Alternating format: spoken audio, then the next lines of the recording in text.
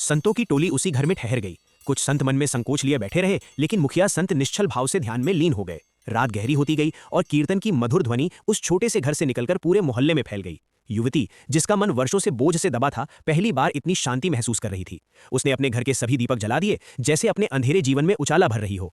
अगली सुबह मुखिया संत ने उसे बुलाया और कहा कि आज से उसका असली संघर्ष शुरू होगा। लोग ताने देंगे और उसका अतीत याद दिलाएंगे, लेकिन भगवान उसके पीछे नहीं बल्कि उसके साथ चलेंगे। उन्होंने उसे एक छोटी माला दी और समझाया कि जब भी मन डगमगाए तो तुलसी को देखकर नाम जप करना, क्योंकि अपने बीते हुए कल को छोड़ देना ही सबसे बड़ी तपस्या है। संतों के जाने के बाद मोहल्ले में हलचल मच गई। लोग तरह तरह की बातें करने लगे कि वेश्या के घर संत ठहरे थे। कोई हंसा, कोई नाराज हुआ, कोई शक में पड़ गया, लेकिन युवती ने किसी की बात पर ध्यान नहीं दिया। उसने अपने घर के द्वार पर साफ शब्दों में लिख दिया कि यहाँ अब सेवा होती है, सौदा नहीं। धीरे धीरे वही घर भूखों के लिए रसोई बन गया। जो पैसे कभी पाप कहे जाते थे, वही अब जरूरतमंदों की भूख मिटाने लगे। कुछ समय बाद अकाल पड़ा और वही कस्बा जो पहले उसे तिरस्कार से देखता था, उसी के घर के सामने मदद के लिए खड़ा था। युवती ने बिना किसी भेदभाव के सभी को भोजन कराया। तभी एक वृद्ध ने कांपती आवाज में कहा कि आज समझ आया कि पवित्रता जन्म से नहीं बल्कि सही निर्णय से आती है।